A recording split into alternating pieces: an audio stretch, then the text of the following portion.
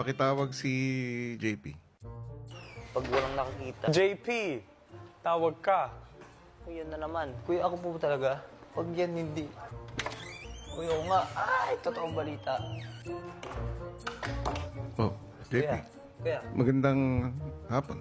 Gandang hapon po. Magandang hapon. Gandang hapon. Bakit pumasok ka? Tawag niyo po ba, kuya? Sinong tumawag sa'yo? Aba, si Jared po, kuya. May pinatawag ako. Si Binsoy. Ay, si Kuya Binsoy po ba? Si Kuya Binsoy palang tawag. Ikaw daw ang tawag. Hindi ako? Oo. Hello po, kuya. Binsoy? Hello po, kuya. Bakit, Binsoy? Sabi ni JP, tawag daw ko, kuya eh. Si JM.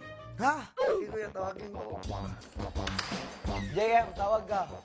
Yeah. Ikaw nga tinawag. Ayaw maniwala. Promise. Promise to God. Ano mo? Promise to God. Oh. Kuya. Oh, JM. Kuya. Ano yun? Pinatawag niyo daw po, kuya. Gutom ba kayo? Ayos. Sabi mo ni Vincent, kuya. Parang nalilito kayo ah. Tawagin mo nga si Jaren. Ikaw ang tawag. Are you sure? Ikaw nga. Jaren, Nalilito na po ako. I have no idea what's going on, kuya. ako rin. Litong-lito na ako sa inyo. Tawagin mo yung lahat ng boys. Nagtataka na si kuya. Lahat ng boys pumasok sa confession room. Nalilito na nga ako rito.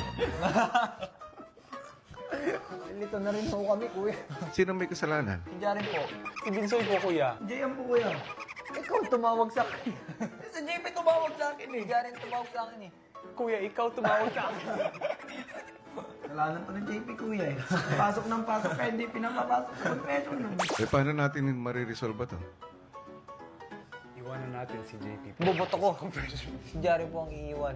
Sige, lumabas na kayo tatlo. JP, may iwan ka. Ako nang bahala sa kanya.